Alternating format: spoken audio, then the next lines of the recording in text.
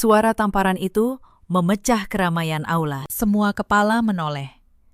Musik seolah berhenti. Wajah saya terlempar ke samping dan pipi kiri saya terbakar. Tahu diri sedikit, suara itu menusuk telinga saya. Siapa yang mengizinkanmu berdiri di panggung ini? Yang menampar saya adalah Bu Hartati, ibu mertua saya. Malam itu beliau mengenakan kebaya sutra dan kalung emas 3 susun. Berdiri sebagai tamu kehormatan di peresmian kantor cabang baru perusahaan keluarga. Beliau menatap saya dari atas ke bawah. Seakan saya hanyalah debu di lantai marmer. Pergi ke belakang sana, urus piring kotor. Itu tempatmu. Saya tidak menjawab. Saya hanya berdiri, menahan perih di pipi. Suami saya, Bram, berdiri 3 langkah di belakang ibunya. Pria yang sudah 5 tahun tidur di sisi saya itu tidak bergerak. Tidak satu kata pun keluar dari mulutnya. Ia hanya menunduk menatap lantai, seolah pura-pura tidak melihat istrinya ditampar di depan ratusan tamu. Kakak iparnya, Mbak Sekar, malah tersenyum tipis. Ia mengangkat gelas anggurnya sedikit ke arah saya, seperti memberi selamat atas penghinaan yang baru saja saya terima. 5 tahun. Selama 5 tahun, saya menelan setiap hinaan dari keluarga ini. Saya kira kesabaran akan dibalas dengan penerimaan. Saya kira diam akan dianggap kebaikan. Saya kira jika saya cukup baik, cukup sabar, cukup berkorban, suatu hari mereka akan membuka hati dan menerima saya sebagai keluarga. Ternyata yang saya terima hanyalah sebuah tamparan di depan umum. Malam itu, saya sadar satu hal. Orang-orang ini bukan keluarga saya. Mereka tidak pernah menganggap saya keluarga. Pipi saya bengkak, tetapi saya tidak menangis. Saya justru memasukkan tangan ke dalam saku. Jari saya menyentuh sebuah benda dingin di sana. Mata Bu Hartati mengikuti gerakan tangan saya. "Apa itu?" tanyanya. Alisnya berkerut. Saya tidak menjawab. Saya hanya tersenyum. Akan saya tunjukkan kepada kalian siapa sebenarnya perempuan yang selama 5 tahun kalian perlakukan seperti sampah. Akan saya tunjukkan betapa berharganya hal yang malam ini kalian lemparkan begitu saja. Mari kita mulai dari awal. Halo, sahabat.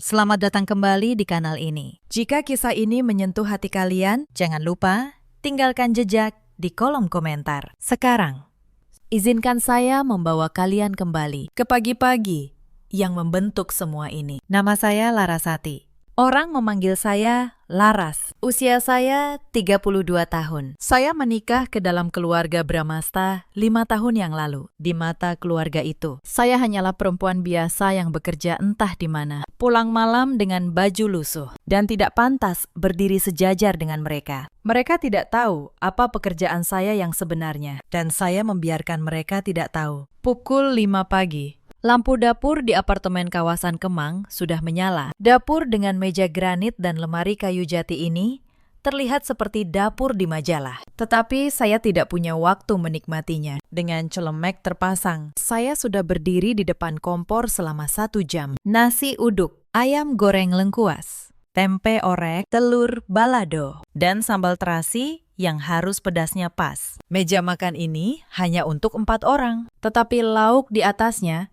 harus 10 macam. Jika ada satu saja yang kurang, Bu Hartati akan menghela napas panjang. Seakan saya telah melakukan dosa besar. Saat air untuk teh mulai mendidih, terdengar suara sandal diseret dari ruang keluarga. Itu Bu Hartati, ibu mertua saya. Pagi-pagi sudah ribut saja di dapur, gerutunya. Tanpa salam. Beliau duduk di kursi kepala meja. Hidungnya mengendus ke arah masakan saya. Sambalnya keasinan. Dari baunya saja sudah ketahuan. Beliau bahkan belum mencicipinya. Kalimat pembelaan sudah sampai di ujung lidah saya. Tetapi saya telan kembali. "Maaf, Bu. Saya buatkan yang baru." "Sudahlah, repot." Tak lama, Pak Gunawan, ayah mertua saya, keluar dengan setelan jas lengkap. 2 tahun lalu. Beliau masih memakai kemeja biasa dan menyetir mobil tua. Sekarang setiap pagi beliau berdasi, dijemput supir, dan bicara seolah seluruh Jakarta berutang hormat kepadanya. Perusahaan membesar, dan gaya pun ikut membesar. Suami saya, Bram, duduk dengan wajah masih mengantuk. "Sayang, Kaus kaki hitam saya di mana? Di laci kedua, sebelah kiri. Tanpa berterima kasih, ia kembali ke kamar dan keluar membawa kaus kakinya. Di rumah ini, saya hanyalah mesin penjawab lokasi kaus kaki. Bahkan sebelum saya sempat duduk, mereka bertiga sudah mulai makan. Bu Hartati menyendok sedikit sambal, lalu mengerutkan dahi. Tetap saja asin. Sudah saya kurangi cabainya, Bu. Ya sudah. Tidak sampai bikin sakit perut. Tidak sampai bikin sakit perut. Kalimat itulah pujian paling tinggi yang pernah singgah untuk saya di rumah ini. Saat itu, ponsel di meja bergetar. Panggilan video dari Mbak Sekar, kakak ipar saya. Pagi, Bu, sapanya manis. Suara Bu Hartati seketika berubah lembut. Suara yang hanya keluar untuk anak kandungnya. Di layar, mata Mbak Sekar melirik ke arah saya. Ada Laras juga. Hari ini tidak kerja, ya. Santai sekali kelihatannya akhir-akhir ini. Saya juga sebentar lagi berangkat, Mbak. Oh, rajin ya, ujarnya. Lalu tersenyum penuh arti. Saya tahu itu sindiran. Di benaknya, menantu dari keluarga yang sekarang punya aset puluhan miliar, masih repot-repot kerja kasar untuk uang receh. Setelah panggilan berakhir, Bu Hartati bergumam, seakan bicara pada diri sendiri. Sekar sibuk membesarkan nama keluarga. Tapi ada juga menantu yang setiap hari keluyuran entah kemana, cari uang recehan. Saya tidak menjawab. Saya hanya terus menyuap nasi. Di rumah ini, saya bukan keluarga. Saya adalah asisten rumah tangga tanpa upah, sekaligus tempat sampah emosi mereka. Itulah peran saya. Tetapi ada sisi lain dari hidup saya, sisi yang tidak pernah mereka lihat. Setiap pagi, setelah menyelesaikan urusan dapur, saya berganti pakaian, menumpang kereta, lalu turun di kawasan Segitiga Emas. Di sana, di lantai paling atas, sebuah gedung perkantoran, saya berubah. Bukan lagi menantu yang ditampar dan dihina. Di sana, puluhan kepala departemen berdiri saat saya masuk ruangan. Di sana, satu tanda tangan, saya bisa menggerakkan dana ratusan miliar. Di ruang rapat, saya memimpin diskusi tentang akuisisi gedung baru, tentang proyek properti senilai triliunan. Para direktur memanggil saya dengan hormat. Tidak ada yang berani menyuruh saya mencuci piring di sana. Tidak ada yang berani menampara pipi saya. Lalu, setiap sore, saya melepas blazer itu, mengganti dengan pakaian sederhana, dan kembali menjadi menantu yang harus bangun jam 5 esok paginya untuk memasak 10 lauk. Dua dunia yang berbeda. Di satu dunia, saya seorang pemimpin. Di dunia lain, saya kurang dari seorang pembantu, dan saya menanggung keduanya setiap hari. Selama 5 tahun. Mengapa saya tahan? Karena saya masih percaya jauh di dalam hati bahwa suami saya akan berubah. Bahwa suatu hari ia akan berdiri di antara saya dan ibunya dan berkata, "Cukup." Saya menunggu hari itu dengan kesabaran yang bahkan saya sendiri heran dari mana datangnya. Hari itu tidak pernah datang. Setelah mereka pergi, saya menumpuk piring-piring bekas lalu berdiri menghadap bak cuci. Tangan saya membilas. Mata saya menatap Jakarta dari jendela lantai 12. Sinar pagi memantul di kaca gedung-gedung tinggi di kejauhan. Tetapi saya tahu, kemewahan apartemen ini bukan hal yang saya banggakan. Bagaimana saya bisa sampai di titik ini? Sambil membilas piring terakhir, saya mengenang 5 tahun ke belakang. Di awal pernikahan, keluarga Bramasta tidak seperti sekarang. Perusahaan mereka, PT Bramasta Karya, hanyalah kontraktor kelas menengah yang sering kesulitan membayar gaji tukang. Pak Gunawan masih turun langsung ke proyek, memakai helm, berkeringat di bawah matahari. Bu Hartati masih ibu rumah tangga biasa yang mengejar diskon di pasar dan mengumpulkan kupon dari brosur. Bahkan saat itu pun, mereka tidak pernah hangat kepada saya. Hubungan kami dingin sejak awal, tetapi setidaknya, dulu mereka tidak terang-terangan menginjak saya. Mereka hanya tidak peduli. Dan saya bisa menerima ketidakpedulian. Saya menghibur diri. Seiring waktu, pikir saya, kami akan menjadi lebih dekat. Suami saya pun dulu sedikit berbeda. Bram yang dulu masih sesekali membawakan saya martabak manis sepulang kerja. Masih sesekali bertanya apakah saya lelah. Lalu semuanya berubah. Berubah pada hari sebuah angka masuk ke dalam hidup keluarga ini. 2 tahun lalu, pada makan malam keluarga, Pak Gunawan mengumumkan sesuatu dengan dada membusung. Perusahaan kita dapat suntikan dana besar. Sebuah perusahaan investasi mau menanam modal di Bramasta. Nilainya 80 miliar. Seisi meja terdiam, lalu meledak dalam sukacita. Bu Hartati menangis haru. Mbak Sekar memekik girang. Bram menggenggam tangan ayahnya. Hanya saya yang diam, menatap nasi di piring. Karena saya tahu sesuatu yang tidak mereka ketahui. Saya tahu dari mana angka itu datang. Tetapi malam itu, saya memilih bungkam. Mungkin kalian bertanya, mengapa saya menyembunyikan siapa saya? Mengapa pemilik 2 perusahaan besar mau membungkuk di dapur, mencuci piring orang yang menghinanya? Jawabannya sederhana. Saya ingin dicintai sebagai manusia, bukan sebagai dompet. Ayah saya membangun Larasati Properti dari nol sebelum beliau wafat. Beliau berpesan satu hal kepada saya. Nak, kata beliau, di dunia ini banyak orang yang mencintaimu karena hartamu, dan kamu tidak akan pernah tahu siapa yang tulus jika kamu tidak pernah menjadi orang biasa di mata mereka. Maka, saat bertemu Bram, saya tidak pernah menyebut siapa saya. Bram saat itu hanya karyawan biasa di sebuah kontraktor kecil milik ayahnya. Ia tampak sederhana, tampak jujur. Saat ia melamar saya berpikir, inilah pria yang mencintai saya apa adanya. Bukan karena harta saya salah. Tetapi saya baru tahu betapa salahnya saya jauh kemudian. Setelah menikah, saya tetap merahasiakan semuanya. Saya katakan kepada keluarga Bramasta bahwa saya bekerja di sebuah perusahaan sebagai pegawai biasa. Mereka tidak pernah bertanya lebih jauh. Mereka tidak peduli. Bagi mereka, saya hanya menantu dari keluarga sederhana yang beruntung dinikahi anak mereka. Lalu perusahaan ayah mertua saya jatuh ke jurang. Utang menumpuk, proyek mangkrak. Bank menolak memberi pinjaman. Suatu malam, saya mendengar Pak Gunawan menangis di ruang kerjanya. Takut perusahaan yang ia bangun puluhan tahun akan tutup. Saat itu, sebagai menantu, hati saya luluh.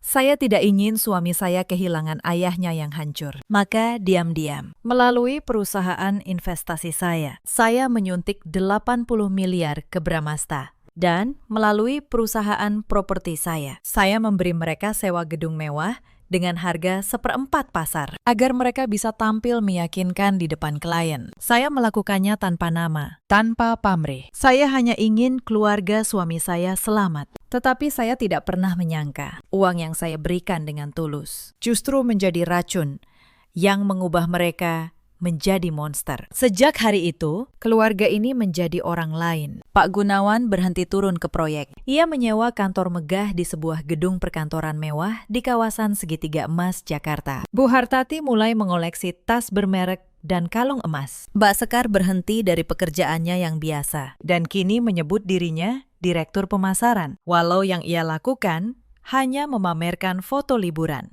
Dan saya tetap di dapur, tetap mencuci piring. Tetapi sekarang, kemiskinan saya yang dulu mereka abaikan berubah menjadi sesuatu yang mereka hina secara terbuka. Untung Bram menikah lebih dulu, kata Bu Hartati suatu kali sambil mengipasi diri. Coba kalau sekarang, dengan posisi keluarga kita seperti ini, mana mungkin Bram dapat menantu sekelas tukang cuci piring. Tukang cuci piring, itulah julukan baru saya di rumah ini. Mereka tidak pernah bertanya saya bekerja sebagai apa. Mereka hanya melihat saya pulang malam, kadang dengan blazer kusut, dan menyimpulkan sendiri. Mbak Sekar bahkan pernah berkata kepada tetangga dengan suara cukup keras agar saya dengar bahwa adik iparnya bekerja sebagai petugas kebersihan di sebuah gedung perkantoran. Saya mendengarnya. Saya tidak membantah. Karena membantah pun tidak ada gunanya. Mereka sudah memutuskan siapa saya, jauh sebelum mereka mengenal saya. Tetapi malam itu, saat saya mencuci piring sendirian, saya berbisik pada diri saya sendiri. Suatu hari nanti, kalian akan tahu. Dan saat kalian tahu, sudah terlambat untuk menyesal. Hinaan di rumah ini tidak datang sekaligus. Ia datang sedikit demi sedikit, seperti tetesan air yang lama-lama melubangi batu. Awalnya, hinaan itu masih berupa sindiran halus. Saat saya membeli baju baru yang sederhana, Bu Hartati akan berkata, "Selera kampung memang susah diubah." Saat saya berbicara dengan sopan kepada tamu, Mbak Sekar akan menimpali, "Tidak usah sok pintar. Orang tahu kamu dari mana asalnya." Saya menelan semuanya, berpikir mungkin itu hanya cara mereka bercanda. Tetapi seiring perusahaan membesar, sindiran itu berubah menjadi penghinaan terbuka. Dan penghinaan itu, satu persatu, saya catat dalam hati. Insiden pertama datang pada suatu minggu pagi. Saya baru pulang dari kantor setelah lembur semalaman. Badan terasa remuk. Begitu membuka pintu, Bu Hartati sudah menunggu dengan setumpuk pakaian kotor. "Kamu pulang juga akhirnya," katanya. "Tolong cuci semua ini. Baju Sekar dan keponakanmu." Tangan ibu lagi pegal. Saya menatap tumpukan itu. Di atasnya ada pakaian dalam Mbak Sekar. "Bu, saya baru pulang kerja. Belum tidur sama sekali. Mungkin bisa pakai mesin cuci?" Plak. Tangan Bu Hartati mendarat di lengan saya. "Mesin cuci merusak kain mahal. Kamu pikir baju anak saya semurah bajumu? Cuci pakai tangan. Itu pun belum seberapa dibanding yang keluarga ini berikan untukmu." Saya mencuci tumpukan itu sampai jari saya keriput. Mbak Sekar lewat, melirik. Lalu berkata santai, "Lumayan. Ada pembantu gratis di rumah." Itu insiden pertama, saya catat dalam hati. Insiden kedua terjadi sebulan kemudian. Hari ulang tahun pernikahan saya dan Bram yang kelima. Saya berharap sekali ini saja ada yang ingat. Saya pulang lebih awal, memasak makan malam istimewa. Saya menunggu Bram sampai tengah malam. Ia pulang dalam keadaan mabuk, diantar teman-temannya. Saat saya menyebut hari jadi kami, ia tertawa. "Hari jadi, astaga, Laras. Kamu masih memikirkan hal-hal kecil begitu. Aku sibuk membangun masa depan keluarga. Kamu malah sibuk dengan tanggal masa depan keluarga." Padahal yang ia bangun adalah perusahaan yang berdiri di atas uang yang bahkan tidak ia ketahui asalnya. Malam itu, makanan istimewa yang saya masak menjadi dingin di atas meja. Saya memakannya sendirian di dapur, sambil menatap kursi kosong di seberang. 5 tahun lalu, pria yang sama membawakan saya martabat dan bertanya, apakah saya lelah? Sekarang, pria yang sama menertawakan saya karena mengingat hari pernikahan kami. Saya bertanya pada diri sendiri, kapan cinta itu berubah menjadi penghinaan? Dan apakah cinta itu pernah benar-benar ada? Atau hanya saya yang membayangkannya? Insiden ketiga jauh lebih menyakitkan. Suatu sore, saya mendengar Bu Hartati berbicara di telepon dengan saudaranya di kampung. Iya, menantu saya itu, yang kerja bersih-bersih gedung. Kasihan sebenarnya. Tapi mau bagaimana? Sudah telanjur dinikahi Bram waktu kami masih susah. Sekarang, kami sudah jadi keluarga 80 miliar. Ya jadi tidak sepadan. Keluarga 80 miliar. Mereka mengulang angka itu seperti mantra. Seakan 80 miliar itu jatuh dari langit. Bukan masuk dari sebuah perusahaan investasi yang bahkan tidak pernah mereka selidiki pemiliknya. Insiden keempat, Mbak Sekar datang ke apartemen membawa anaknya dan menumpang selama 2 minggu. Selama 2 minggu itu, saya memasak untuk 6 orang, mencuci untuk 6 orang, dan tidur hanya 4 jam setiap malam karena tetap harus bekerja. Pada hari terakhir, Mbak Sekar menyelipkan selembar 50.000 ke tangan saya. "Ini buat jajan. Anggap saja upah. Kamu kan memang biasa kerja kasar." Saya tidak mengambil uang itu. Saya letakkan kembali di meja. Mbak Sekar mendengus. "Sombong sekali. Padahal cuma tukang bersih-bersih." Insiden kelima. Saya jatuh sakit, demam tinggi, tubuh menggigil. Saya meminta izin tidak memasak 1 pagi saja. Bu Hartati berdiri di depan kamar saya. Tidak masuk. Hanya bicara dari balik pintu. Sakit itu alasan orang malas. Dulu waktu saya jadi menantu, demam pun saya tetap masak. "Kamu ini manja sekali. Pantas saja tidak naik-naik derajatnya." Saya bangun dengan kepala berputar dan tetap memasak. sambil mengaduk sup di atas kompor. Air mata saya menetes ke dalam panci. Bukan karena sakit di tubuh, karena sakit di tempat lain yang tidak bisa disembuhkan obat. Hari itu, saya hampir mengatakan semuanya. Hampir saya lemparkan celemek itu. Hampir saya teriakkan, siapa saya sebenarnya? Tetapi saya menahan diri, karena saya tahu jika saya mengungkapnya saat itu, mereka akan langsung berubah manis. Dan saya tidak ingin penerimaan yang dibeli dengan harta. Saya ingin tahu sampai sejauh mana mereka berani. Jika mereka pikir saya tidak punya apa-apa. Hari itu, saya memilih terus diam dan terus mencatat.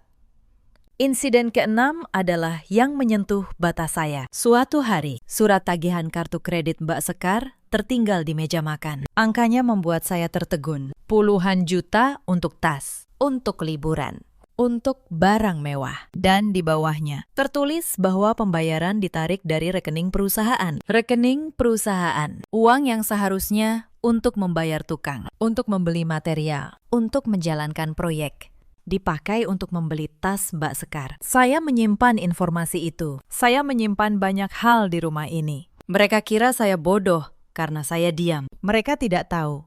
Diam adalah cara saya mengumpulkan bukti. Yang membuat saya sakit bukan jumlah uangnya. Sebagai pemilik perusahaan, angka itu kecil bagi saya. Yang membuat saya sakit adalah bahwa uang itu secara tidak langsung berasal dari saya. Dari investasi yang saya tanam dengan tulus untuk menyelamatkan keluarga ini. Uang yang seharusnya membangun perusahaan dipakai keluarga ini untuk membeli kemewahan sambil menghina orang yang memberikannya. Mereka menari di atas uang saya sambil meludahi wajah saya. Insiden ke-7 menyentuh harga diri saya paling dalam. Suatu hari, kalung emas Bu Hartati hilang tanpa bertanya, tanpa mencari.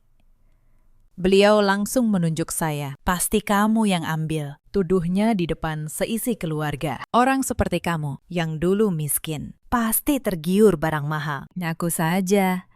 Saya berdiri diam, menahan sesuatu yang naik ke dada. Saya yang memiliki gedung 28 lantai dituduh mencuri kalung. Bram tidak membela saya. Ia malah berkata, "Laras, kalau memang kamu ambil, kembalikan saja. Kita selesaikan baik-baik."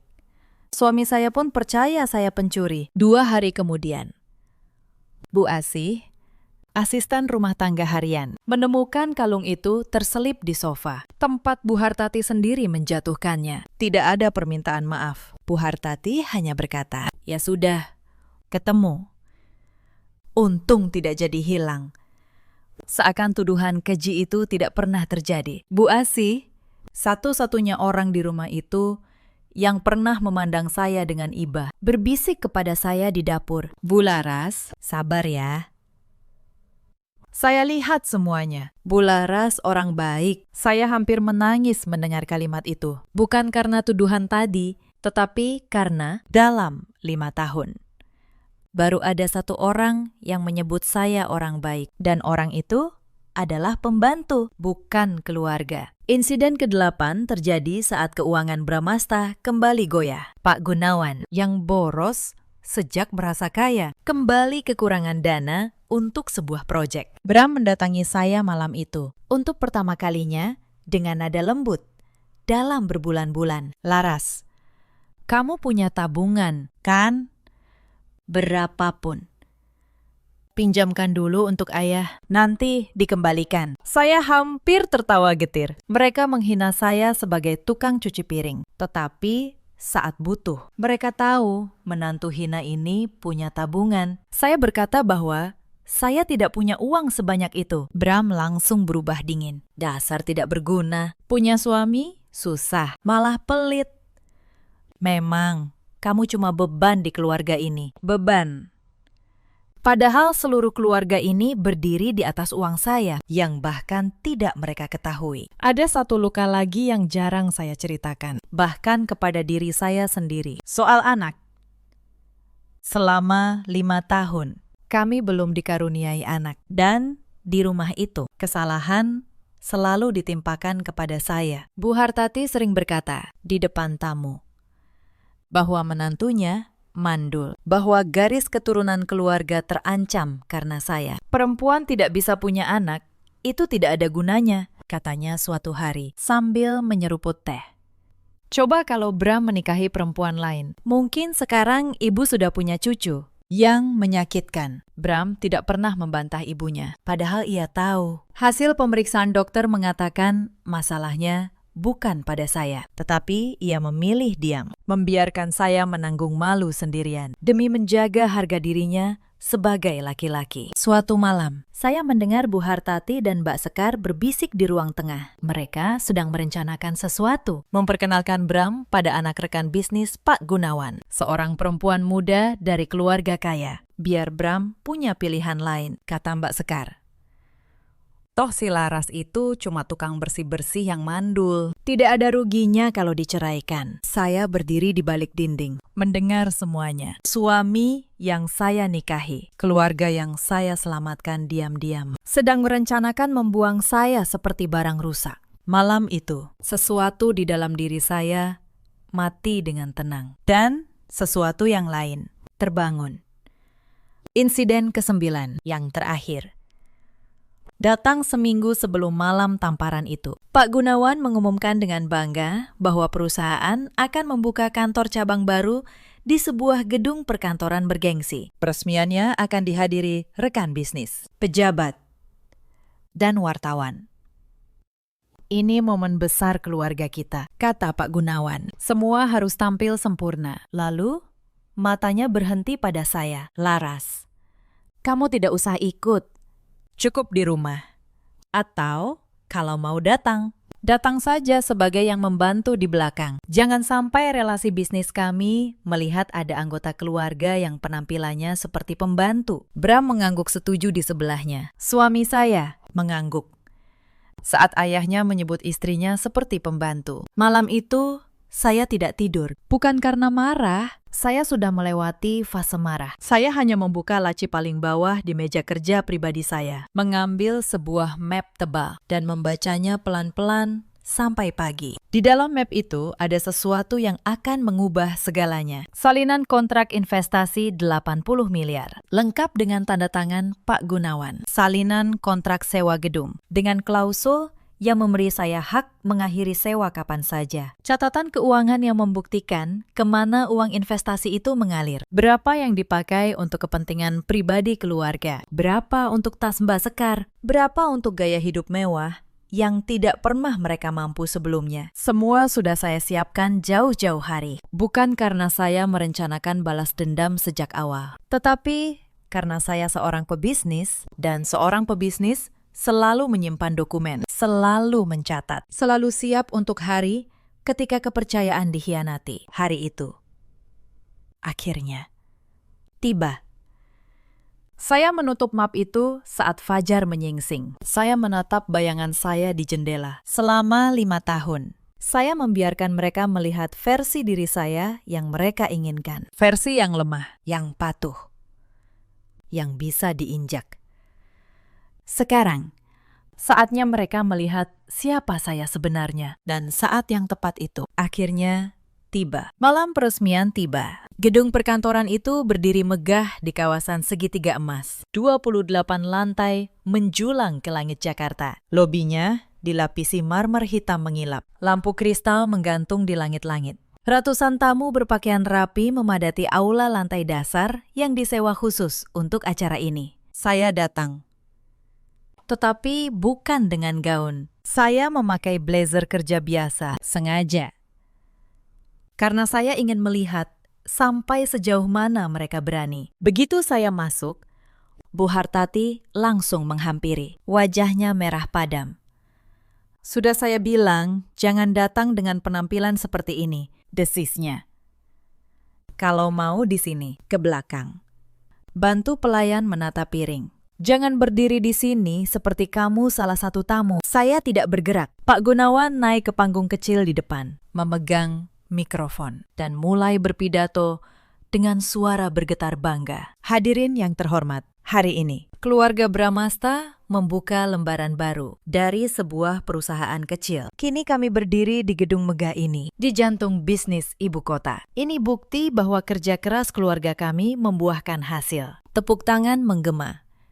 Bu Hartati tersenyum bangga di barisan depan. Mbak Sekar memegang ponsel, merekam, memamerkan ke media sosialnya. Lalu Bu Hartati melihat saya masih berdiri di tengah, di antara para tamu terhormat, dan kesabarannya habis. Beliau melangkah cepat dan di hadapan ratusan mata. Tangannya melayang. Suara tamparan itu, suara yang membuka kisah ini, menggema ke seluruh aula. Tahu diri sedikit, katanya keras. Siapa yang mengizinkanmu berdiri di panggung keluarga ini? Pergi ke belakang. Urus piring kotor, itu tempatmu. Mulai hari ini, kamu bukan menantu saya lagi. Aula senyap. Para tamu menahan napas. Bram menunduk. Mbak Sekar tersenyum. Saya berdiri tegak. Pipi saya panas, tetapi pandangan saya jernih. Saya memasukkan tangan ke dalam saku dan mengeluarkan benda dingin yang sejak tadi saya genggam. Sebuah kunci induk gedung ini. Bu, kata saya. Suara saya tenang, tetapi cukup jelas untuk didengar seluruh ruangan. Sebelum saya pergi, izinkan saya bertanya satu hal kepada Bapak. Saya berbalik menghadap Pak Gunawan di panggung. Pakistan, gedung megah ini yang Bapak banggakan sebagai bukti kesuksesan keluarga. Bapak menyewanya atau membelinya? Pak Gunawan terdiam sejenak. Tentu saja menyewa, tapi apa urusanmu? Itu bukan urusan tukang cuci piring. Berapa harga sewa lantai-lantai ini? Pakistan, mengapa begitu murah? Padahal ini gedung paling bergengsi di kawasan ini. Wajah Pak Gunawan mulai berubah. Karena pemiliknya memberi kami harga khusus. Apa pedulimu? Saya melangkah ke depan, perlahan. Sampai berdiri di tengah aula, di bawah lampu kristal. Karena pemilik gedung ini, kata saya, memutuskan memberi Bapak harga murah. 2 tahun lalu, tepat saat perusahaan Bapak hampir bangkrut dan tidak ada satupun investor yang mau mendekat, saya mengangkat map tebal yang saya bawa dan membukanya. Mari saya bantu mengingatkan. 2 tahun lalu, PT Bramasta Karya nyaris ditutup, utang menumpuk. Lalu, tiba-tiba, datang sebuah perusahaan investasi yang menanam 80 miliar tanpa banyak syarat. Dan datang pula tawaran menyewa gedung mewah ini dengan harga 1/4 dari harga pasar. Bapak menyebutnya keberuntungan. Bapak menyebutnya buah kerja keras. Saya menatap satu persatu wajah mereka. Perusahaan investasi yang menyelamatkan Bapak itu, namanya Larasati Investama. Dan gedung yang Bapak tempati ini dimiliki oleh sebuah perusahaan properti bernama sama. Aula mulai berbisik. Pak Gunawan menggenggam mikrofon erat-erat. Bapak tidak pernah bertanya siapa pemilik kedua perusahaan itu. Lanjut saya. Karena Bapak terlalu sibuk merayakan keberuntungan, maka izinkan saya memperkenalkan diri dengan benar. Untuk pertama kalinya dalam 5 tahun, saya berdiri tegak di tengah cahaya. Nama saya Larasati, pemilik Larasati Investama dan Larasati Properti. Saya yang menanam 80 miliar di perusahaan Bapak. Saya pula pemilik gedung yang malam ini Bapak resmikan dengan begitu bangga. Mikrofon di tangan Pak Gunawan terjatuh, menghantam lantai dengan dentuman keras yang bergema ke seluruh aula. Bu Hartati berdiri terpaku. Tangannya yang baru saja menampar saya, kini gemetar di udara. Mbak Sekar menjatuhkan ponselnya. Bram mengangkat kepalanya. Wajahnya pucat pasi, menatap saya seolah baru pertama kali melihat istrinya sendiri. Tidak mungkin, bisik Bu Hartati. Kamu cuma tukang bersih-bersih. Itu yang kalian putuskan tentang saya, kata saya. Saya tidak pernah mengatakannya. Kalian melihat saya pulang malam dengan baju lelah. Dan kalian memutuskan saya hina. Padahal saya pulang malam karena mengurus aset ratusan miliar. Karena memimpin perusahaan yang menggaji ribuan orang. Termasuk secara tidak langsung menyelamatkan perusahaan keluarga ini. Seorang tamu di barisan depan, seorang pengusaha tua yang saya kenal, berdiri dan berseru, Bu Larasati, pemilik Larasati Properti. Astaga, benar. Saya pernah bertemu beliau di forum properti tahun lalu. Beliau memang pemilik gedung-gedung di kawasan ini. Bisik-bisik di aula berubah menjadi gemuruh. Para tamu yang tadi menyaksikan saya ditampar, kini menatap keluarga Bramasta dengan pandangan jijik. Wartawan mulai mengangkat kamera. Lampu blitz menyambar ke arah Bu Hartati yang masih membeku. Saya mengeluarkan selembar dokumen dari dalam map. Ini surat pemberitahuan resmi. Mulai hari ini, kontrak sewa gedung untuk PT Bramasta Karya saya akhiri. Sesuai klausul yang Bapak tanda tangani sendiri 2 tahun lalu, klausul yang Bapak terlalu malas membaca. Kalian punya waktu 30 hari untuk mengosongkan seluruh lantai. Dan ini, saya mengeluarkan dokumen kedua adalah surat penarikan modal. 80 miliar yang saya tanamkan. Saya tarik penuh. Pengacara saya, Pak Rendra, sudah menunggu di luar dengan seluruh berkasnya. Seorang pria berjas rapi melangkah masuk dari pintu aula, membawa map serupa, dan mengangguk hormat ke arah saya. Bu Hartati akhirnya bisa bergerak. Beliau jatuh berlutut di lantai marmer, menggapai ujung blazer saya. Laras. Nak, maafkan ibu. Ibu hilaf. Tadi ibu cuma emosi sesaat. Kamu menantu ibu. Darah daging keluarga ini. Jangan tarik uang itu. Kalau ditarik, kami semua hancur. Saya menatap tangan keriput itu yang memegang blazer saya. Tangan yang belum genap sejam lalu menampar pipi saya di depan ratusan orang. Bu, kata saya pelan. Sejak 5 tahun lalu, saya memanggil ibu dengan sebutan ibu. Saya memasak untuk ibu. Saya menahan setiap hinaan demi kata keluarga. Dan baru malam ini, saat tahu siapa saya, ibu menyebut saya darah daging. Di mana kata itu? Saat ibu menuduh saya mencuri kalung. Di mana kata itu? Saat ibu menampar saya tadi. Bu Hartati tidak bisa menjawab. Beliau hanya menangis. Air matanya jatuh ke marmer hitam. Pak Gunawan turun dari panggung dengan langkah goyah. Ia mencengkeram lengan saya. Tunggu dulu. Jika modal ditarik dan gedung dikosongkan, perusahaan kami akan hancur. Semua akan tahu Bramasta gagal. Larasati, kamu kan menantu kami, kita keluarga. Saya menatap tangannya yang mencengkeram lengan saya, lalu menatap matanya. Keluarga, ulang saya pelan. Kata itu menarik sekali. Tadi, belum genap 1 jam yang lalu, istri Bapak menampar saya di depan ratusan orang dan berkata, saya bukan menantu beliau lagi sekarang.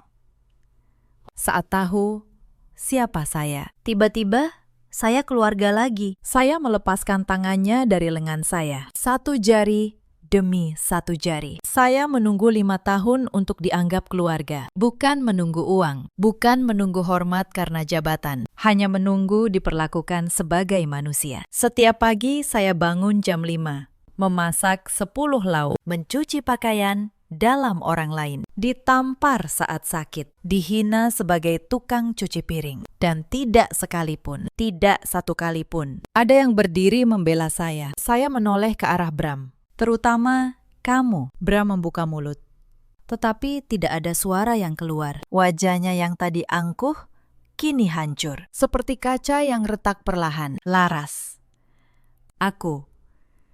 Aku tidak tahu. Kalau aku tahu kamu sekaya ini, itu masalahnya. Bram, potong saya.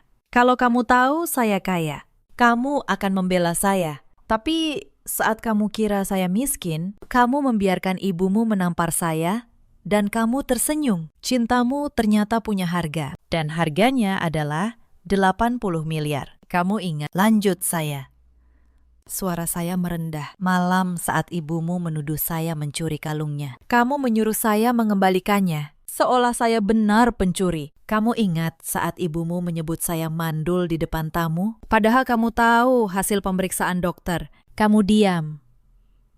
Kamu selalu diam. Diam saat aku disakiti. Dan bersuara hanya saat kamu butuh sesuatu dariku. Dan yang paling menyakitkan, kata saya, kamu dan ibumu merencanakan menjodohkan dirimu dengan perempuan lain, membuangku karena kalian pikir aku tidak berharga. Aku mendengar semuanya. Bram, Malam itu, aku berdiri di balik dinding dan mendengar suami yang kunikahi merencanakan membuangku seperti sampah. Bram terhuyung mundur, wajahnya sepucat kapur. Laras. Itu ide ibu. Aku tidak. Kamu tidak menolak. Itu sudah cukup. Saya mengeluarkan dokumen terakhir dari dalam map. Surat gugatan cerai sudah ditandatangani. Sudah lengkap.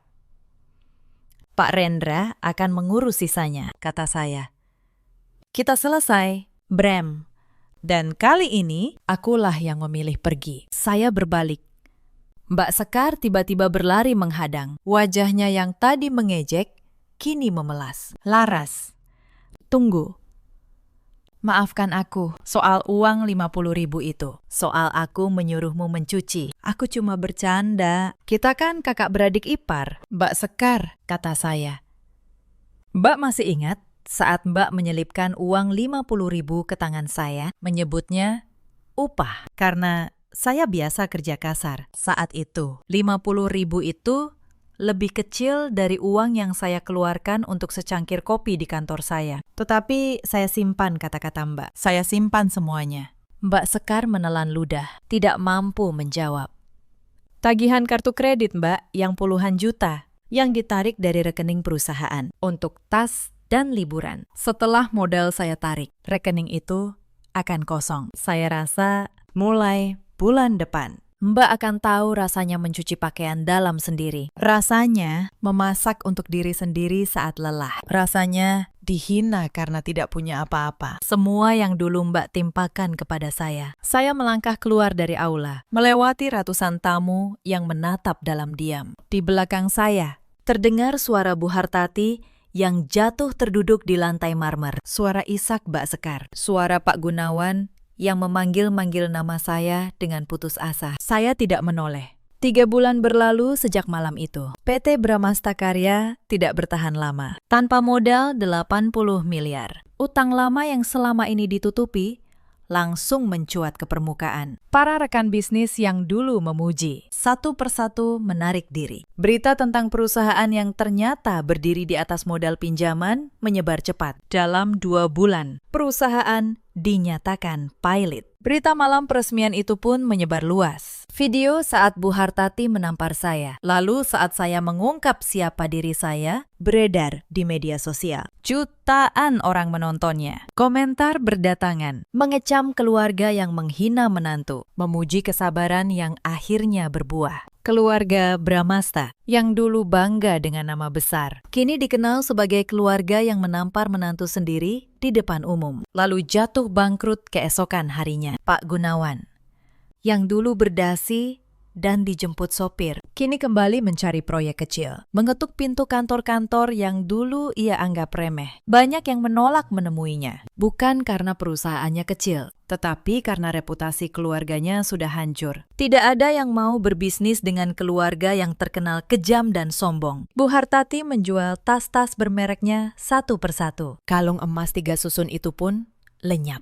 Dijual untuk membayar utang. Beliau yang dulu mengendus masakan saya dan menyebutnya keasinan, kini kembali mengejar diskon di pasar. Seperti 2 tahun sebelum 80 miliar itu datang. Bedanya, sekarang tidak ada lagi menantu yang memasak 10 lauk untuknya. Mbak Sekar, yang menyebut dirinya direktur pemasaran, kembali menjadi orang biasa, dengan tumpukan utang kartu kredit yang harus ia bayar sendiri. Tidak ada lagi rekening perusahaan yang menanggungnya. Saya dengar, ia kini bekerja di sebuah toko dan setiap hari harus mencuci, memasak, dan mengurus rumahnya sendiri. Hal-hal yang dulu ia suruh saya kerjakan, kini menjadi kesehariannya. Dan Bram, setelah perceraian selesai, ia beberapa kali mencoba menghubungi saya. Pesan-pesannya berubah dari permintaan maaf menjadi rayuan, lalu menjadi permohonan pinjaman uang. Saya tidak membalas satupun. Perempuan muda dari keluarga kaya yang dulu hendak dijodohkan dengannya tidak pernah jadi datang. Begitu tahu keluarga Bramasta bangkrut,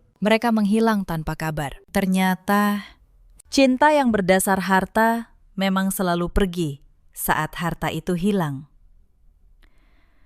Bram baru memahaminya terlambat. Suatu sore, saya mendengar dari kenalan bahwa ia kini tinggal di sebuah kamar kontrakan kecil di pinggiran kota, bekerja serabutan. Ia sering bercerita kepada siapa saja bahwa ia dulu pernah menikahi seorang pemilik perusahaan, tetapi menyia-nyiakannya. Tidak ada yang percaya. Mereka kira ia berhayal. Hanya satu orang dari rumah itu yang saya bawa serta ke kehidupan baru saya. Bu Asih, asisten rumah tangga yang dulu menyebut saya orang baik. Saya menawarinya pekerjaan dengan upah layak di rumah saya yang sebenarnya. Ia menangis saat saya menjemputnya. Saya selalu tahu Bu Laras bukan orang sembarangan, katanya. Tapi saya tidak pernah menyangka sebesar ini. Sementara itu, saya melanjutkan hidup saya yang sebenarnya. Hidup yang selama 5 tahun saya sembunyikan di balik celemek dan tumpukan piring kotor. Setiap pagi sekarang, saya tetap bangun pukul 5. Tetapi bukan untuk memasak 10 lauk bagi orang yang menghina saya. Saya bangun untuk diri saya sendiri. Saya menyeduh kopi, duduk di balkon apartemen, dan memandang Jakarta yang mulai terbangun. Gedung-gedung yang sebagian adalah milik saya. Saya kembali memimpin perusahaan dengan sepenuh hati, tanpa harus pulang ke rumah yang penuh hinaan. Saya tersenyum lebih sering, saya tidur lebih nyenyak, dan untuk pertama kalinya, dalam 5 tahun, saya merasa menjadi diri saya sendiri seutuhnya. Beberapa bulan kemudian, saya bertemu seorang pria yang tidak tahu dan tidak peduli berapa kekayaan saya. Ia hanya tahu saya perempuan yang bekerja keras dan suka kopi pahit. Untuk pertama kalinya, saya merasakan apa artinya dilihat sebagai manusia, bukan sebagai dompet. Tetapi itu adalah cerita untuk lain waktu. Sahabat, cerita ini mengajarkan satu hal. Harga diri seseorang tidak ditentukan oleh seberapa mahal bajunya atau seberapa terlihat kekayaannya. Jangan pernah menghina orang hanya karena ia tampak sederhana. Dan jangan pernah membiarkan orang yang seharusnya kamu cintai diinjak oleh orang lain hanya karena kamu menghitung untung dan rugi. Di luar sana, ada banyak perempuan yang seperti saya dulu. Bangun sebelum matahari, melayani sebuah keluarga yang tidak pernah menganggapnya keluarga. Menelan setiap hinaan demi kata damai yang tidak pernah datang. Kepada kalian semua, saya ingin berkata, kesabaran bukan berarti kelemahan. Tetapi kesabaran juga punya batas. Dan ketika batas itu tiba, kalian berhak berdiri dan berjalan pergi. Di luar sana juga ada banyak suami seperti Bram. Suami yang diam saat istrinya disakiti, yang baru menghargai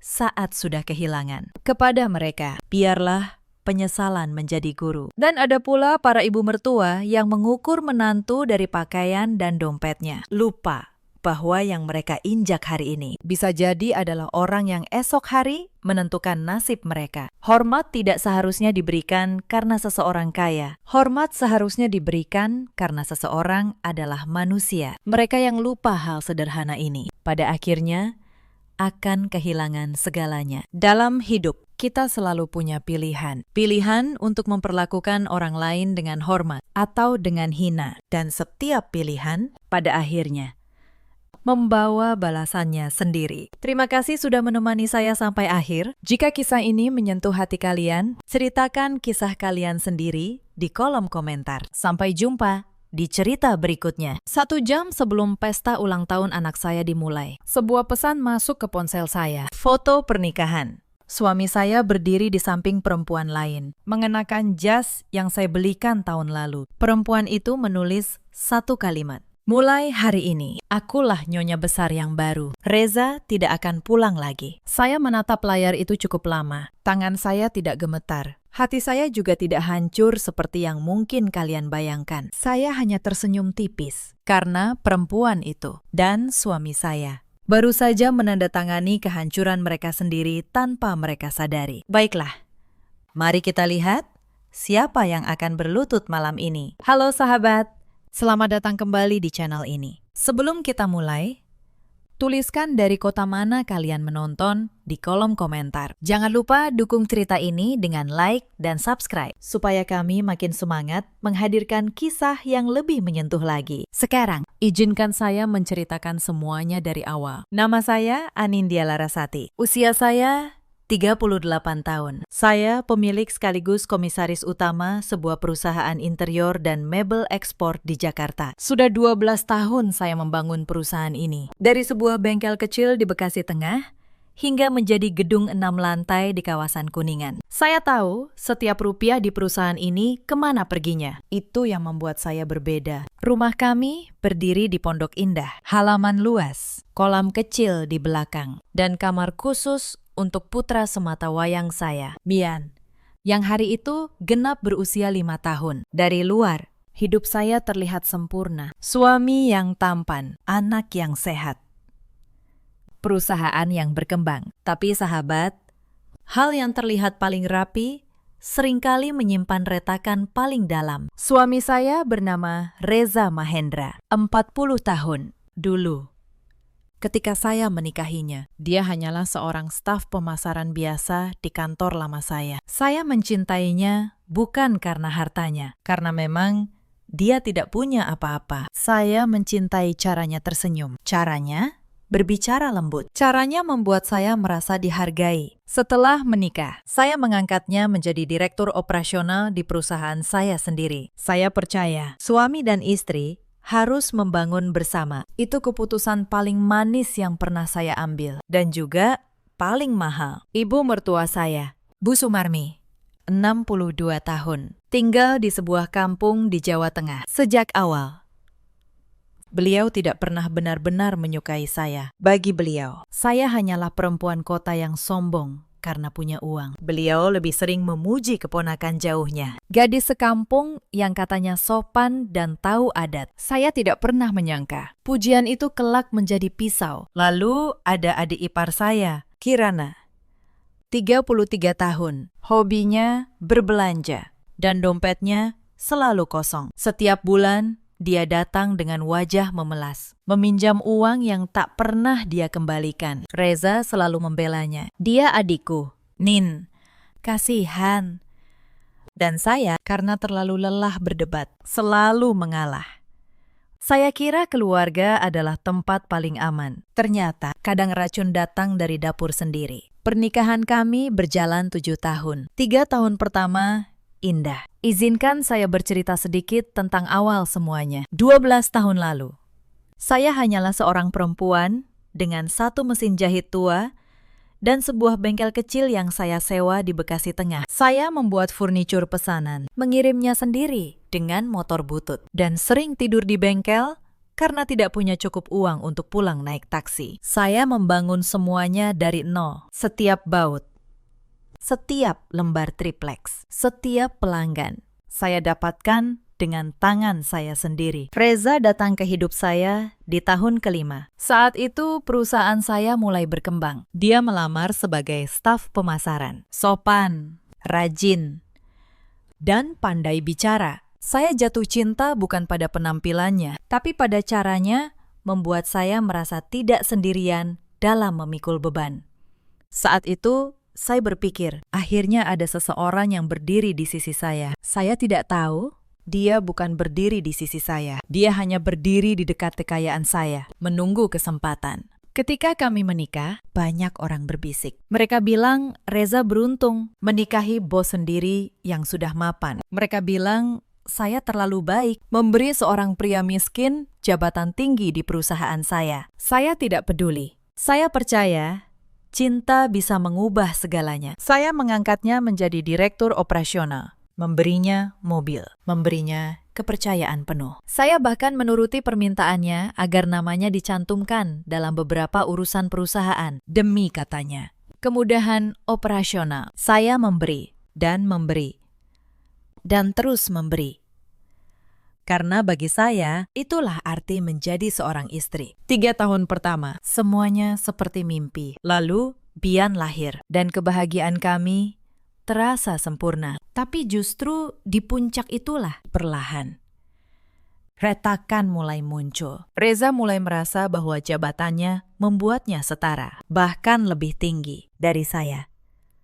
Dia lupa jabatan itu pemberian. Dia lupa kursi yang dia duduki adalah kursi yang saya bangun. Lelaki yang merasa berhak atas sesuatu yang tidak pernah dia perjuangkan adalah lelaki paling berbahaya. Reza rajin, penuh perhatian. Pulang tepat waktu. Tapi sejak perusahaan membesar dan namanya tercetak di kartu nama sebagai direktur, sesuatu dalam dirinya berubah. Dia mulai pulang larut. Dia mulai bicara dengan nada tinggi. Dia mulai menganggap perusahaan ini miliknya. Padahal setiap lembar saham masih atas nama saya. Awalnya saya pikir itu hanya tekanan pekerjaan. Saya memaafkan. Saya menutup mata. Saya membiarkan retakan kecil itu melebar. Karena saya terlalu mencintai gambaran keluarga yang utuh. Sahabat, itulah kesalahan terbesar perempuan seperti saya. Kami menambah luka dengan harapan, bukan dengan kebenaran. Suatu malam, sekitar 6 bulan sebelum ulang tahun Bian, saya menemukan struk hotel di saku jasnya. Saya tidak bertanya. Saya hanya menyimpannya. Karena saya tahu, satu struk bukan bukti. Dan saya bukan tipe perempuan yang mengamuk tanpa data. Saya tipe perempuan yang menghitung. Saya mulai memperhatikan cara Reza menyembunyikan ponselnya. Cara dia gelisah setiap kali laporan keuangan dibahas. Cara dia tiba-tiba sangat dermawan kepada Kirana. Semua itu, satu persatu, mulai membentuk sebuah pola. Dan pola adalah hal yang paling saya kuasai dalam hidup. Semuanya bermula dari sebuah angka yang tidak seharusnya ada. Pagi itu, saya membuka laporan arus kas bulanan. Mata saya berhenti di satu baris. Ada transfer keluar dari rekening operasional perusahaan, 75 juta rupiah. Tanpa keterangan proyek, tanpa faktur. Tanpa persetujuan saya. Saya menelusuri lebih jauh. Ternyata transfer serupa sudah terjadi 3 kali dalam 2 bulan terakhir. Totalnya 220 juta. Saya memanggil bagian keuangan. Mereka bilang, transaksi itu disetujui langsung oleh Pak Direktur, oleh Reza. Saya hanya mengangguk pelan. Terima kasih, jangan beritahu siapapun saya menanyakan ini. Saya kembali ke ruangan saya, menutup pintu dan duduk diam. Di luar sana, suami saya mungkin merasa sangat pintar, tapi dia lupa satu hal. Dia tidak tahu apa yang sudah mulai saya siapkan. Seminggu kemudian, Reza datang ke ruang kerja saya dengan map di tangan. Senyumnya manis sekali, persis seperti dulu. Nin, aku butuh tanda tanganmu. Ini soal balik nama beberapa aset perusahaan, biar lebih mudah waktu audit pajak. Saya menerima map itu. Saya membacanya pelan-pelan, halaman demi halaman. Di dalamnya, ada permohonan pemindahan kepemilikan 2 unit ruko dan 1 gudang dari nama saya ke nama dia. Saya tersenyum dan berkata, tinggalkan saja. Nanti saya pelajari dulu. Wajahnya sedikit kaku. Dia mengira saya akan menandatangani begitu saja, seperti biasa. Tapi malam itu, Reza tidak tahu bahwa map itu langsung saya foto. Lalu saya kirim ke pengacara perusahaan saya, Pak Gunawan. Insiden ketiga datang dari sebuah butik. Saya sedang menemani klien di sebuah mall mewah di kawasan Senayan ketika seorang pramuniaga menyapa saya. Bu Anindya, kebetulan sekali. Apakah kartu korporat perusahaan ibu boleh kami pakai lagi seperti minggu lalu? Saya mengerutkan dahi. Minggu lalu, pramuniaga itu tersenyum polos. Iya. Bu, Bapak Direktur dan seorang ibu muda berbelanja di sini. Total 38 juta. Pakai kartu tanpa limit atas nama perusahaan. Saya menjaga wajah saya tetap tenang. Saya bahkan mengucapkan terima kasih. Tapi di dalam dada saya, sebuah api kecil mulai menyala. Reza memakai kartu perusahaan untuk membelikan perempuan lain pakaian dan tas. Uang yang saya kumpulkan dari keringat 12 tahun. Saya pulang malam itu, mencium kening Bian yang sudah tertidur, lalu duduk di meja kerja sampai subuh. Saya tidak menangis. Saya membuat daftar. Tak lama setelah itu, saya tahu siapa perempuan muda itu. Namanya Fanya, 30 tahun. Dia mulai berani memamerkan hidupnya di media sosial. Sebuah apartemen mewah di kawasan Sudirman. Mobil baru. Liburan ke Bali. Di setiap foto, dia menulis kalimat yang sama. Terima kasih, sayang. Untuk hidup yang layak. Dan saya tahu persis dari rekening mana hidup layak itu dibiayai. Yang membuat saya muak Bukan hanya pengkhianatannya, tapi keberaniannya. Suatu hari, Fanya mengirim pesan ke akun saya. Mbak, sebaiknya kita bicara baik-baik. Reza sudah memilih. Lepaskan saja dia. Saya membaca pesan itu, lalu menutup ponsel. Saya tidak membalas, karena perempuan yang sedang menghitung tidak membuang waktu untuk berdebat. Dia mengumpulkan amunisi. Lalu datanglah ibu mertua saya. Beliau menelpon dengan suara tinggi. Anindya, kamu ini istri macam apa? Suamimu sampai cari perhatian di luar. Karena di rumah, kamu sibuk kerja terus. Sudah, kasih saja modal untuk Kirana buka usaha. 500 juta, biar keluarga ini tenang. Reza itu darah dagingku. Kamu cuma orang luar yang kebetulan kaya. Kalimat itu menusuk, bukan karena benar, tapi karena begitu kejam. Di mata beliau, saya bukan menantu, saya hanya dompet. Saya menjawab dengan tenang. Baik, Bu, saya pertimbangkan. Lalu, saya menutup telepon. Beliau tidak tahu. Setiap permintaan itu justru menjadi bukti tambahan dalam berkas yang sedang saya susun. Mereka pikir mereka sedang menekan saya, padahal mereka sedang menggali lubang. Satu sekop demi satu sekop. Sebelum saya bercerita tentang audit itu, ada beberapa kejadian lain yang membuat saya semakin yakin bahwa diam bukan lagi pilihan. Setiap kejadian itu seperti potongan kaca, dan ketika disatukan, membentuk cermin yang memantulkan wajah asli orang-orang di sekitar saya. Suatu malam, saya pulang lebih awal dari biasanya. Saya ingin memberi kejutan kepada Reza, membawakan makan malam kesukaannya. Tapi ketika saya masuk ke ruang kerjanya di rumah, saya melihat layar tabletnya menyala. Sebuah pesan masuk dari Fanya. Sayang, kapan kita resmi? Aku capek jadi rahasia. Reza mengetik balasan dengan cepat. Tidak menyadari saya berdiri di belakangnya. Sabar. Sebentar lagi perusahaan jadi milikku. Setelah itu, kita umumkan ke semua orang. Saya mundur perlahan. Keluar dari ruangan itu tanpa suara. Saya meletakkan makan malam yang saya bawa di dapur, lalu duduk sendirian di kegelapan. Jadi rencananya sudah sejauh itu. Reza tidak hanya berselingkuh, dia merencanakan untuk merebut perusahaan saya, lalu mengumumkan perempuan itu sebagai istri barunya. Saya tidak menangis malam itu. Air mata sudah lama berhenti. Yang tersisa hanya tekad yang dingin. Beberapa hari kemudian, ada kejadian di kantor. Seorang pegawai keuangan junior datang ke ruangan saya dengan wajah cemas. Bu Anindya, maaf. Saya bingung.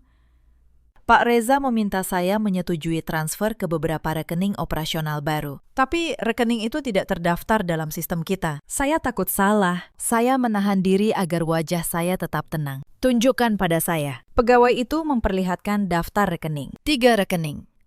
Semuanya atas nama perorangan, bukan vendor resmi. Salah satunya, ketika saya telusuri, ternyata atas nama Fanya. Saya berkata pelan kepada pegawai itu, "Terima kasih sudah jujur. Mulai sekarang, setiap permintaan transfer dari Pak Reza, laporkan dulu kepada saya. Diam-diam. Anggap ini perintah langsung dari komisaris." Pegawai muda itu mengangguk, lega karena merasa dilindungi tanpa dia sadari. Dia baru saja menjadi salah satu kunci yang membuka semua kebenaran. Kadang, keberanian satu orang kecil untuk berkata jujur lebih kuat daripada kekuasaan seorang direktur. Lalu ada insiden di sebuah restoran. Saya sedang makan siang dengan rekan bisnis ketika saya melihat Reza dan Fanya di meja seberang. Mereka tertawa, bermesraan, tanpa rasa takut sedikit pun. Fanya bahkan mengenakan kalung yang sangat saya kenali. Kalung yang dulu Reza katakan hilang saat perjalanan dinas. Ternyata tidak hilang. Dia memberikannya kepada perempuan itu. Saya menyelesaikan makan siang saya dengan tenang, membayar, lalu pergi tanpa mereka sadari. Tapi di mobil, saya menutup mata sebentar. Bukan untuk menangis, untuk mengunci kemarahan itu di tempat yang aman, agar nanti bisa saya gunakan dengan tepat. Malam itu di rumah, Reza pulang dan mencium kening saya, seolah tidak terjadi apa-apa. "Maaf ya, sayang. Tadi rapat sampai sore." Saya tersenyum dan menjawab, "Tidak apa-apa, Mas. Kerja yang rajin. Saya menjadi aktris terbaik dalam hidup saya sendiri. Karena saya tahu, Satu reaksi gegabah bisa menghancurkan rencana yang sudah saya susun rapi. Perempuan yang ingin menang harus pandai menunggu, dan saya sudah menunggu cukup lama. Keesokan paginya, saya memanggil satu orang yang paling saya percaya di perusahaan, Bu Retno, Kepala Audit Internal. Perempuan tegas berusia 50 tahun yang sudah ikut saya sejak perusahaan masih kecil. Saya menutup pintu, lalu berkata pelan, Bu Retno, saya minta tolong. Audit menyeluruh seluruh transaksi yang melibatkan persetujuan Pak Reza. 3 tahun ke belakang, saya butuh setiap angka, setiap tanggal, setiap nama penerima. Diam-diam, Bu Retno menatap saya lama. Beliau paham apa artinya permintaan ini. Ibu yakin? Tanyanya. Saya mengangguk. Saya tidak pernah seyakin ini. Mulai hari itu, sebuah mesin yang tak terlihat mulai bekerja. Sementara di rumah, Reza masih tersenyum. Masih memanggil saya sayang. Masih mengira saya perempuan bodoh yang buta. Dia tidak tahu, di kantor, kebenaran sedang dirakit, angka demi angka. Sekitar waktu itu, ada satu malam yang tidak akan saya lupakan. Reza pulang dengan map yang sama. Map balik nama aset yang dulu saya tunda. Kali ini, nadanya berbeda. Tidak ada lagi senyum manis. Nin, kamu sudah 2 minggu menunda dokumen ini. Kamu ini istri atau musuh? Tanda tangani sekarang. Ini demi kebaikan keluarga. Saya menatapnya tenang. Kebaikan keluarga atau kebaikan kamu sendiri, Mas?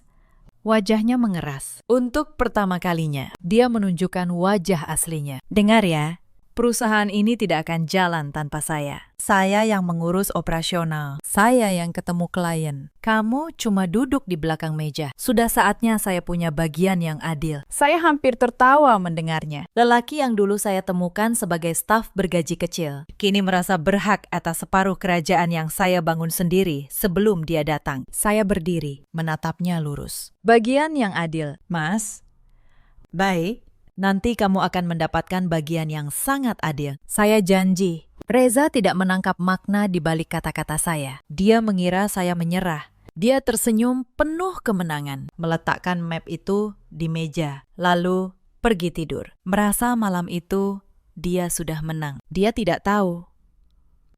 Malam itu justru menjadi paku terakhir yang dia tancapkan ke peti matinya sendiri. Saya tidak tidur. Saya duduk di ruang kerja sampai pagi, menelpon Pak Gunawan, dan mempercepat semua persiapan. Ancaman Reza malam itu bukan membuat saya takut, ia membuat saya semakin yakin. Seorang lelaki yang berani mengancam istrinya demi harta tidak pantas mendapatkan belas kasihan. 2 minggu berlalu, Reza mengajukan sesuatu yang membuat saya hampir tertawa dalam rapat direksi. Dia mengusulkan agar perusahaan melakukan restrukturisasi saham, katanya demi efisiensi. Tapi saya membaca proposalnya dengan teliti. Inti dari proposal itu adalah memindahkan 25% saham saya ke nama direksi, yaitu dirinya. Dengan kata lain, dia ingin merebut sebagian perusahaan saya secara legal di hadapan saya sendiri. Saya tersenyum di rapat itu. Usulan yang menarik. Saya pelajari dulu, ya. Kita bahas bulan depan. Para direktur lain mengangguk. Reza terlihat puas. Mengira saya akan luluh malam itu di rumah. Dia bahkan memeluk saya. Sesuatu yang sudah lama tidak dia lakukan. Terima kasih sudah jadi istri yang pengertian, bisiknya. Saya membalas pelukannya, tapi di balik punggungnya, mata saya terbuka, dingin, dan jernih. Dia tidak akan pernah tahu bahwa pelukan itu adalah yang terakhir. Sebelum laporan audit itu tuntas, ada satu kejadian yang benar-benar mematahkan sisa kesabaran saya. Suatu akhir pekan, keluarga besar Reza berkumpul di rumah kami untuk acara syukuran kecil. Di tengah makan, ibu mertua saya tiba-tiba berbicara keras agar semua orang mendengar. Anindya ini memang pintar cari uang, tapi sayang, tidak pintar jaga suami. Lihat saja. Sampai Reza harus cari kebahagiaan di tempat lain. Perempuan yang terlalu sibuk dengan perusahaan memang begitu, lupa kodratnya. Semua mata tertuju pada saya. Beberapa kerabat tersenyum sinis. Kirana menahan tawa. Reza hanya menunduk. tidak membela saya sedikit pun. Saya duduk dengan punggung tegak, menatap ibu mertua saya, lalu menjawab dengan tenang, "Bu, kalau menjaga suami berarti membiarkannya mencuri dan berbohong. Maka saya memang gagal menjaganya dengan cara seperti itu." Ruangan hening sejenak. Ibu mertua saya tersenyum mengejek, mengira saya hanya berkata kosong. Beliau tidak tahu di balik kalimat tenang itu, sebuah keputusan sudah final. Malam itu, setelah semua tamu pulang, saya berdiri sendirian di dapur, mencuci piring satu persatu. Air mengalir, dan untuk sesaat, saya membiarkan diri saya merasa lelah. Bukan lelah karena pekerjaan. Lelah karena terus-menerus dianggap rendah di rumah yang saya bangun dengan keringat sendiri. Tapi rasa lelah itu tidak melemahkan saya. Justru sebaliknya. Ia mengeraskan tekad saya seperti besi yang ditempa api. 3 hari kemudian, laporan dari Bu Retno selesai. Saya membaca berkas setebal 100 halaman itu sampai pagi. Di dalamnya, semuanya terungkap. Reza telah mengalihkan dana perusahaan sebesar 2,1 miliar rupiah selama 2 tahun. Untuk apartemen Fanya, untuk mobil, untuk gaya hidup Kirana. Semuanya tercatat. Setiap transfer, setiap tanggal. Setiap tanda tangan persetujuan dengan namanya. Hitam di atas putih. Saya menutup berkas itu. Saya tidak marah lagi. Kemarahan sudah berubah menjadi sesuatu yang lebih dingin dan lebih berbahaya. Ketenangan. Saya menelpon Pak Gunawan. Pakistan, siapkan semua dokumen. Pembekuan akses keuangan direktur, surat kuasa pemegang saham, dan laporan untuk pihak berwajib. Tahan dulu. Jangan dieksekusi. Saya ingin semuanya berjalan di waktu yang tepat. Pak Gunawan bertanya, "Kapan waktu yang tepat, Bu?" Saya menatap kalender di meja saya. Sebuah tanggal dilingkari merah. Ulang tahun Bian. Saat mereka merasa paling menang, jawab saya. Saat itulah, saya akan mengambil semuanya kembali. Pertemuan saya dengan Pak Gunawan sore itu berlangsung lama. Beliau menggelar semua dokumen di atas meja, satu persatu. Surat kuasa pemegang saham, laporan audit yang sudah dinotariskan, draft pemberhentian direktur, draft laporan penggelapan dana ke pihak berwajib, dan terakhir, gugatan perceraian. Pak Gunawan menatap saya. "Bu Anindya, sekali Ibu menandatangani semua ini, tidak ada jalan kembali. Ibu yakin?" Saya menatap tumpukan kertas itu lama. Di setiap lembarnya, ada kenangan yang harus saya kubur. 7 tahun pernikahan. Janji-janji yang dulu saya percaya. Wajah Reza saat pertama kali melamar saya. Tapi, di atas semua itu, ada satu wajah yang membuat saya mengangkat pena. Wajah Bian. Anak saya harus tumbuh melihat ibunya sebagai perempuan yang berdiri tegak, bukan perempuan yang dihancurkan dan diam saja. Saya menandatangani semuanya, satu persatu. Dengan tangan yang mantap. Saya yakin, Pakistan, saya tidak pernah seyakin ini. Pak Gunawan mengangguk, mengumpulkan dokumen itu kembali. Lalu, kapan kita eksekusi? Saya tersenyum tipis. Saat mereka merasa paling menang. Saat mereka mengira saya sudah kalah. Di hari ulang tahun anak saya, beliau terdiam sejenak, lalu berkata pelan, "Itu strategi yang dingin, Bu." Saya menjawab, "Bukan dingin, Pakistan, adil. Mereka memilih hari itu untuk menghancurkan saya. Saya hanya akan mengembalikan hadiah mereka." Tepat di hari yang sama, malam itu, saya pulang dan mendapati Bian sudah tertidur. Saya duduk di sisi tempat tidurnya, mengelus rambutnya, dan menahan air mata yang akhirnya jatuh juga. Bukan air mata kelemahan, air mata seorang ibu yang harus menjadi kuat. Padahal hatinya juga manusia. "Maafkan Ibu." "Nak," bisik saya. "Sebentar lagi dunia kita akan berubah. Tapi Ibu janji, Ibu akan selalu di sini, selamanya." Bian bergerak dalam tidurnya, lalu menggumam pelan, "Ibu." Satu kata itu memberi saya semua kekuatan yang saya butuhkan. Lalu saya melakukan langkah terakhir sebelum hari itu. Diam-diam, saya memerintahkan bank dan bagian keuangan untuk membekukan seluruh akses Reza ke rekening perusahaan. Efektif pukul 6 sore di hari ulang tahun Bian. Kartu korporat, rekening, operasional, semua otorisasi. Semua akan mati dalam 1 detik. Tapi Reza tidak tahu apa-apa. Pagi itu dia berangkat kerja sambil bersiul, mengira hidupnya sedang berada di puncak. Dia tidak tahu Puncak itu berdiri tepat di tepi jurang yang saya gali sendiri. Sahabat, ada baiknya saya ceritakan beberapa hal yang terjadi di hari-hari menjelang pesta itu. Karena justru disitulah karakter setiap orang terlihat jelas. Topeng paling tebal pun akan retak ketika seseorang merasa dirinya sudah menang. 4 hari sebelum ulang tahun Bian, Kirana datang ke rumah tanpa diundang. Dia masuk ke ruang tamu, melempar tasnya ke sofa, lalu berkata dengan nada angkuh, "Mbak,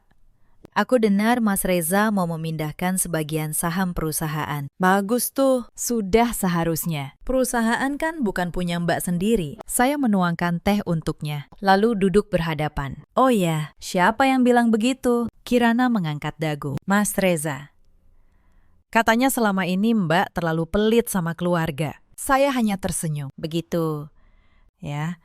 Dalam hati, saya mencatat satu hal. Mereka sudah membicarakan rencana itu di belakang saya. Bahkan sudah membaginya. Seolah perusahaan ini warisan yang siap dibagi-bagi. Kirana pulang sore itu dengan amplop berisi uang yang dia minta. 5 juta, seperti biasa. Dia tidak tahu. Itu adalah amplop terakhir yang akan pernah dia terima dari saya. 3 hari sebelum pesta, ibu mertua saya datang ke Jakarta. Beliau menginap di rumah kami. Sepanjang malam, beliau menyindir tanpa henti. Masakanmu kurang asin. Rumah sebesar ini kok cuma punya 1 pembantu? Kamu terlalu sibuk kerja sampai lupa melayani suami. Pantas saja Reza cari ketenangan di luar. Saya mendengarkan semuanya sambil menyuapi Bian. Saya tidak membantah satu kata pun, karena saya tahu sebentar lagi semua kata-kata itu akan kembali kepada beliau dengan bunga yang berlipat. Yang paling menyakitkan terjadi keesokan harinya. Saya tidak sengaja mendengar ibu mertua saya menelpon seseorang di teras. Suaranya pelan, tapi cukup jelas. Sabar ya, Nak Fanya. Sebentar lagi semua jadi milik kalian. Si Anindya itu memang sombong, biar dia tahu rasa. Yang penting, kamu jaga Reza baik-baik. Kamu lebih pantas jadi menantuku daripada perempuan kota itu. Saya berdiri di balik pintu, mendengar setiap kata. Jadi begitu. Ibu mertua saya bukan hanya membela perselingkuhan anaknya. Beliau merestuinya. Beliau bahkan sudah menganggap Fanya sebagai keluarga. Saya kembali ke kamar dengan langkah tenang. Saya tidak menangis. Saya hanya berdiri di depan cermin, menatap wajah saya sendiri, dan berbisik pelan. Cukup. Sudah cukup. Selama ini saya bertahan demi kata keluarga. Tapi keluarga macam apa yang berdoa untuk kejatuhanmu sambil makan di mejamu? Malam itu, saya mengirim satu pesan terakhir kepada Pak Gunawan. Besok, semuanya sesuai rencana. Beliau hanya membalas satu kata. Siap. Pagi di hari ulang tahun Bian. Rumah kami penuh warna. Balon, pita, kue coklat besar, berhias angka 5. Badut sulap sudah bersiap di halaman. Bian berlari ke sana kemari dengan tawa yang membuat dada saya hangat. Apapun yang terjadi pada pernikahan saya, anak ini tetap menjadi alasan saya berdiri tegak. Saya berjanji dalam hati, hari ini akan menjadi hari yang dia kenang sebagai bahagia, bukan sebagai kehancuran. Reza sibuk menyambut tamu. Para kerabat, rekan bisnis, tetangga. Dia tertawa, berjabat tangan. Berperan sebagai suami dan ayah teladan. Ibu mertua saya duduk di kursi kehormatan, memamerkan perhiasan, menerima salam dengan dagu terangkat. Kirana berkeliling dengan gaun baru yang tentu saja dibeli dengan kartu perusahaan. Mereka semua terlihat begitu yakin bahwa hari itu milik mereka. Lalu, 1 jam sebelum acara puncak, ponsel saya bergetar. Pesan dari Fanya, foto pernikahan mereka, dan 1 kalimat sombong itu. Mulai hari ini, akulah nyonya besar yang baru. Reza tidak akan pulang lagi. Rupanya mereka sengaja memilih hari ini. Mereka ingin menghancurkan saya di hari paling membahagiakan bagi anak saya. Mereka ingin saya runtuh di depan semua tamu. Saya menatap foto itu. Lalu, saya tersenyum. Bukan senyum getir, senyum seorang perempuan yang sudah menunggu momen ini sangat lama. Mereka pikir mereka baru saja menjatuhkan pukulan terakhir. Padahal mereka baru saja menarik pelatuk ke arah diri mereka sendiri. Saya menyimpan ponsel itu, merapikan gaun saya, lalu berjalan menuju tengah ruangan, tempat semua tamu berkumpul. Waktunya telah tiba. Saya berdiri di tengah ruangan, mengetuk gelas dengan sendok kecil. Suara dentingnya membuat semua tamu menoleh. Reza mendekat sambil tersenyum, mengira saya akan memberi sambutan untuk ulang tahun Bian. Ibu mertua saya menatap dari kursinya. Kirana berhenti mengobrol. Saya menarik napas, lalu berkata dengan suara tenang yang terdengar ke seluruh ruangan. Terima kasih sudah datang di hari istimewa putra saya. Sebelum acara dilanjutkan, izinkan saya menyampaikan beberapa kabar penting tentang perusahaan dan tentang keluarga ini. Reza mengernyit. Dia mendekat dan berbisik. Mim, ini bukan tempatnya bicara bisnis. Saya menatapnya, lalu tersenyum. Justru ini tempat yang paling tepat, Mas, karena semua yang perlu mendengar sudah ada di sini. Sesuatu dalam nada suara saya membuat wajahnya mulai pucat. Dia merasakan ada yang salah, tapi belum tahu apa. Saya mengeluarkan sebuah map tebal dari meja samping. Beberapa bulan terakhir, saya melakukan audit menyeluruh terhadap keuangan perusahaan. Dan saya menemukan sesuatu yang harus diketahui semua orang di ruangan ini. Saya membuka map itu selama 2 tahun terakhir. Dana perusahaan sebesar 2,1 miliar rupiah telah dialihkan ke rekening pribadi untuk membeli apartemen di Sudirman, untuk mobil, untuk gaya hidup seseorang bernama Fanya. Ruangan langsung hening. Para tamu saling berpandangan. Reza berdiri kaku. Wajahnya berubah seputih kertas kosong. Nin, kamu jangan bicara sembarangan, katanya dengan suara bergetar. Saya menatapnya tajam. Sembarangan. Setiap angka di sini ada tanda tanganmu. Mas, setiap transfer disetujui olehmu. Saya tidak menuduh. Saya membaca. Tepat saat itu, ponsel Reza berdering. Lalu ponsel ibu mertua saya. Lalu beberapa tamu mulai berbisik sambil menatap layar mereka. Saya tahu apa yang terjadi. Pukul 6 sore tepat, akses keuangan Reza baru saja dibekukan. Kartu korporatnya mati. Rekening operasional yang biasa dia kuasai kini terkunci total. Semua otorisasinya lenyap dalam 1 detik. Persis seperti yang saya rencanakan. Reza panik. Dia menekan-nekan ponselnya. Kartuku, rekeningnya. Kenapa semua diblokir? Dia menatap saya dengan mata melotot. Apa yang kamu lakukan? Anindya. Suaranya bergetar di antara para tamu yang kini terdiam. Beberapa rekan bisnisnya yang dulu menghormatinya sebagai direktur sukses kini menatapnya dengan tatapan berbeda. Saya melihat keringat mulai membasahi dahinya. Lelaki yang pagi tadi berangkat sambil bersiul, kini berdiri seperti orang asing di rumahnya sendiri. Karena memang rumah ini tidak pernah benar-benar miliknya. Saya melipat tangan di depan dada. Saya hanya mengambil kembali apa yang memang milik saya. Perusahaan itu atas nama saya. Mas, setiap lembar sahamnya, kamu hanya direktur yang saya angkat. Dan direktur yang menggelapkan dana, tentu saja harus diberhentikan. Saat itulah pintu terbuka. Fanya masuk dengan gaun merah menyala. Langkahnya percaya diri. Senyumnya penuh kemenangan. Rupanya dia juga sengaja datang untuk menyaksikan kejatuhan saya. Tapi yang dia temukan adalah ruangan yang hening. Tamu yang menatapnya jijik. Dan Reza yang berdiri pucat seperti mayat. Fanya berhenti melangkah. Reza, ada apa ini? Saya berjalan mendekatinya. Tenang. Selamat datang. Banya, kebetulan sekali kamu mengirim saya foto pernikahan kalian 1 jam yang lalu. Bukan. Mengaku sebagai nyonya besar yang baru. Saya tersenyum tipis. Nyonya besar dari apa? Apartemenmu dibeli dengan uang curian. Mobilmu dibeli dengan uang curian. Bahkan gaun yang kamu pakai sekarang mungkin juga dibeli dengan kartu yang baru saja saya matikan. Wajah Fanya berubah. Kepercayaan dirinya mulai runtuh. Kamu bohong. Reza punya uang sendiri. Saya menggeleng pelan. Reza tidak punya apa-apa. Vanya, 7 tahun lalu, dia hanya staf pemasaran bergaji kecil. Semua yang dia berikan padamu, dia curi dari saya. Dan mulai detik ini, sumber itu sudah kering. Saya menoleh ke Reza. Coba transfer sesuatu untuknya sekarang. Mas, ayo, tunjukkan pada nyonya barumu betapa kayanya kamu. Reza terdiam. Tangannya gemetar memegang ponsel yang kini tak berguna. Fanya menatapnya, lalu menatap saya, lalu menatapnya lagi. Reza, katakan ini tidak benar. Katakan kamu masih punya uang. Tapi Reza hanya menunduk. Diameter.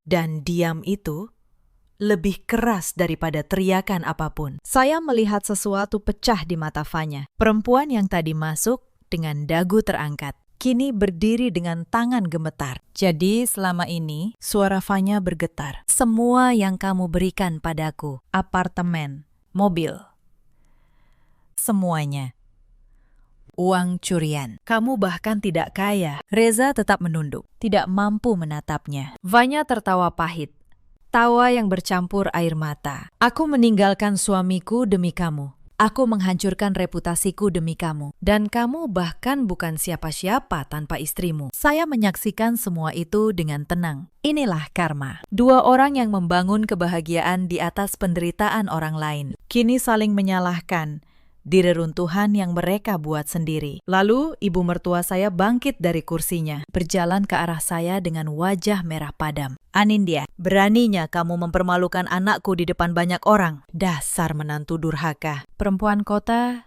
tidak tahu adat. Saya menatap beliau dengan tenang. Lalu saya mengeluarkan satu lembar kertas lagi dari map saya. Bu, saya punya rekaman.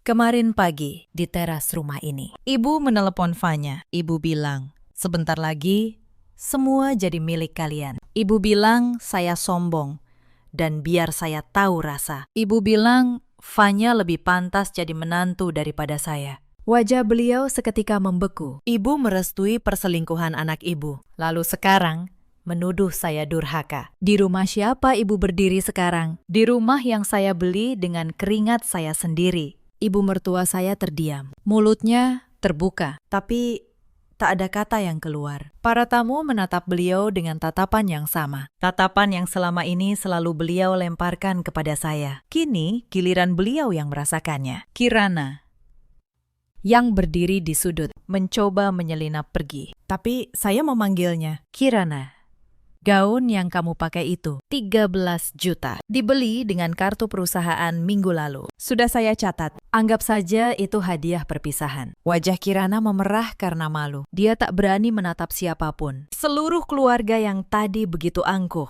kini berdiri seperti terdakwa di ruang sidang. Dan saya, yang selama ini mereka anggap hanya dompet berjalan, berdiri di tengah sebagai satu-satunya orang yang masih punya kehormatan. Reza akhirnya bersuara. Suaranya serak. Min, tolong. Aku hilaf.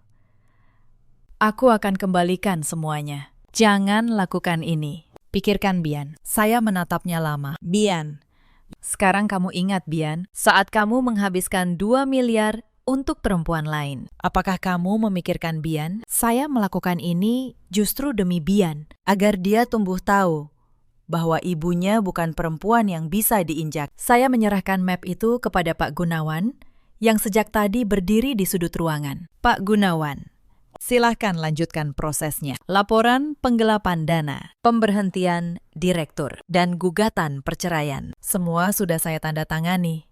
Pak Gunawan melangkah maju, membuka map coklat di tangannya, dan berbicara dengan suara tegas yang terdengar ke seluruh ruangan. Dengan ini, Saudara Reza Mahendra resmi diberhentikan dari jabatan Direktur Operasional. Efektif hari ini, seluruh wewenang dan akses keuangan dicabut. Selain itu, berdasarkan hasil audit yang telah dinotariskan, perusahaan akan mengajukan laporan resmi atas dugaan penggelapan dana sebesar 2,1 miliar rupiah kepada pihak berwajib. Para tamu terkesiap. Ada yang menutup mulut, ada yang berbisik. Nama besar yang dibangun Reza selama bertahun-tahun runtuh hanya dalam hitungan menit. Pak Gunawan mengangguk ke arah saya. Reza jatuh terduduk di lantai, memegangi kepalanya, mengamuk seperti orang yang baru kehilangan segalanya. Karena memang begitulah kenyataannya. Fanya, Perempuan yang 1 jam lalu mengaku sebagai nyonya besar baru, kini berbalik dan berlari keluar sambil menangis. Dia datang untuk merebut kerajaan dan menemukan bahwa kerajaan itu kosong. Pelakor yang dikira membawa kebahagiaan, ternyata hanya membawa kehancuran bagi dirinya sendiri. Dia mengikat hidupnya pada seorang pria tanpa uang curian, tidak lebih dari seorang pengangguran dengan utang. Saya berjalan ke arah Bian, yang berdiri bingung di dekat kue ulang tahunnya. Saya berlutut memeluknya dan tersenyum. "Maaf ya, Nak. Sekarang kita lanjutkan pestamu." Saya menyalakan lilin, dan di tengah keluarga yang runtuh, suara saya dan Bian meniup lilin bersama menjadi satu-satunya hal yang murni di ruangan itu. Para tamu perlahan mulai bertepuk tangan, bukan untuk drama yang baru saja terjadi, tapi untuk seorang ibu yang menolak hancur. Malam itu, setelah tamu terakhir pulang dan Bian tertidur lelap, rumah kembali sunyi. Reza masih duduk di ruang tamu, menatap kosong ke lantai. Ibu mertua saya menangis di kamar tamu. Kirana sudah pergi entah kemana. Saya berdiri di dekat jendela, menatap halaman yang tadi penuh balon dan tawa. Anehnya, saya tidak merasa menang. Saya hanya merasa lega, seperti seseorang yang akhirnya meletakkan beban yang terlalu lama dia panggul sendirian. Reza mengangkat wajahnya. "Nin, kita masih bisa memperbaiki ini, kan? Demi anak kita." Saya menggeleng pelan. "Tidak ada kita lagi." "Mas, kamu menghapus kata itu sendiri, sedikit demi sedikit. Setiap kali kamu memilih perempuan lain di atas keluargamu." "Saya tidak menghancurkan rumah tangga ini. Saya hanya menolak berpura-pura bahwa rumah tangga ini masih ada." Dia tidak menjawab, karena dalam hatinya dia tahu saya benar. Keesokan paginya, ibu mertua saya datang ke kamar saya. Tidak ada lagi dagu terangkat, tidak ada lagi sindiran. Beliau menunduk. Suaranya pelan. "Anindya, ibu minta maaf. Ibu salah selama ini. Tolong, jangan penjarakan Reza. Bagaimanapun, dia anak ibu." Saya menatap beliau lama. Perempuan yang kemarin menyebut saya menantu durhaka, kini memohon di hadapan saya. Saya tidak merasa puas melihatnya begitu. Saya hanya merasa sedih. Betapa harga diri bisa runtuh secepat itu ketika uang yang menopangnya menghilang. Saya menjawab dengan tenang. "Bu, hukum bukan milik saya. Reza menggelapkan dana perusahaan yang melibatkan banyak pemegang kepentingan. Ini bukan lagi soal saya dan dia, ini soal pertanggungjawaban. Tapi saya berjanji, Bian tidak akan pernah saya jauhkan dari ayahnya. Selama ayahnya mau berubah." Beliau menangis.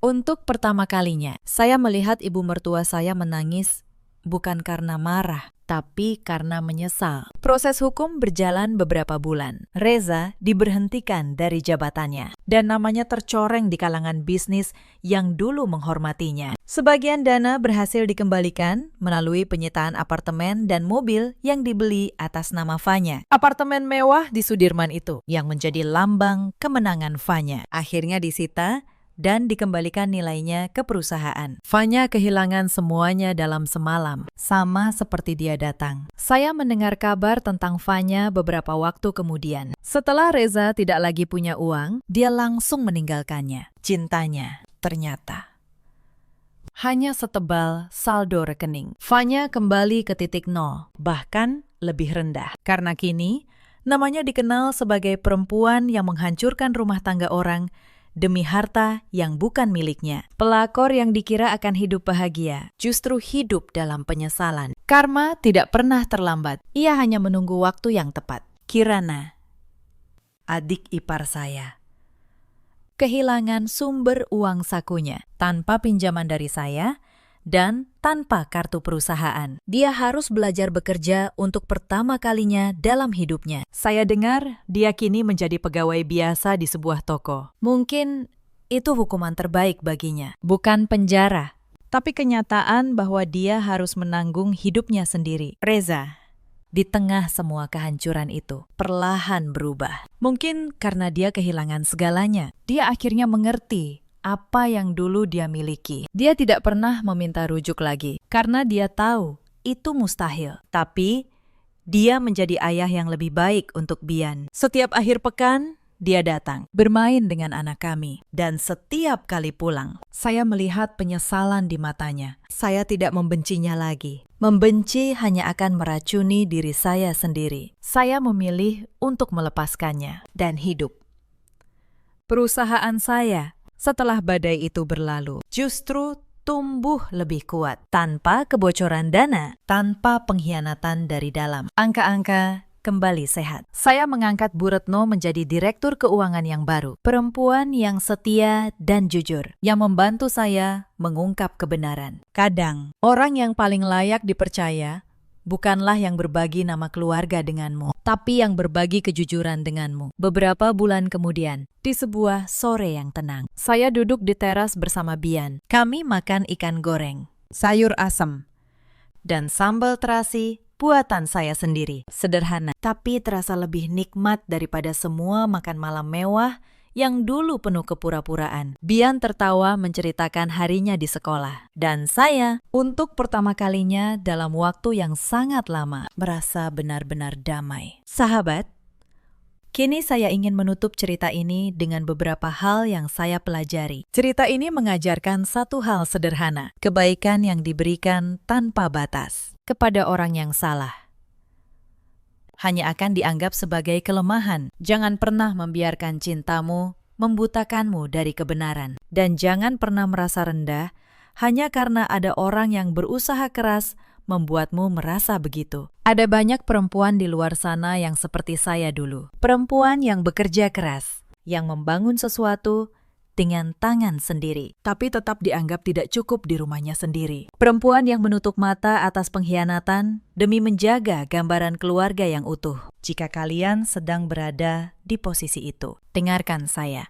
Kekuatan kalian bukan terletak pada seberapa banyak kalian bisa bertahan dalam diam, tapi pada keberanian kalian untuk berhenti dan berkata, cukup. Ada juga banyak suami seperti Reza di luar sana. Lelaki yang lupa dari mana mereka berasal, yang menganggap pemberian sebagai hak, dan yang menukar keluarga dengan kesenangan sesaat. Pada akhirnya, mereka kehilangan keduanya, karena rumah yang dibangun di atas pengkhianatan tidak akan pernah berdiri lama. Ada pula para ibu mertua di luar sana yang lebih memilih membela kesalahan anaknya daripada membela kebenaran, yang menganggap menantu hanya sebagai orang luar, padahal menantu itulah yang menopang keluarga mereka. Kepada mereka, waktu akan mengajarkan bahwa rasa hormat tidak bisa dipaksa, hanya bisa diperoleh. Dan ketika harga diri yang dibangun di atas uang orang lain runtuh, tidak ada yang tersisa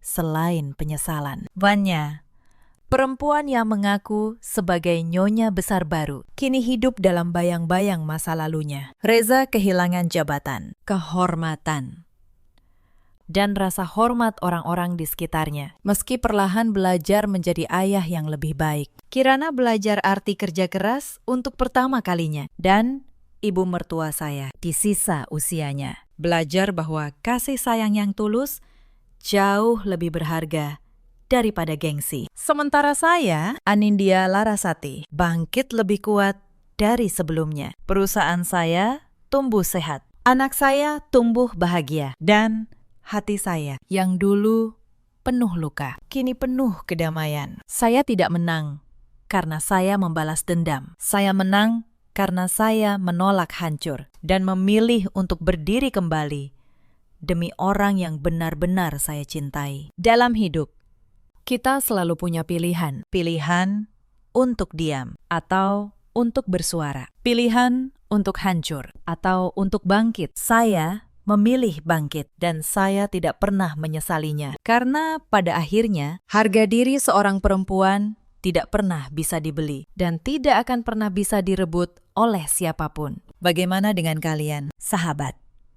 Jika kalian punya kisah serupa atau pernah berada di posisi yang sama, ceritakan di kolom komentar. Mari kita saling menguatkan. Terima kasih sudah menemani saya sampai akhir cerita ini. Sampai jumpa di kisah berikutnya.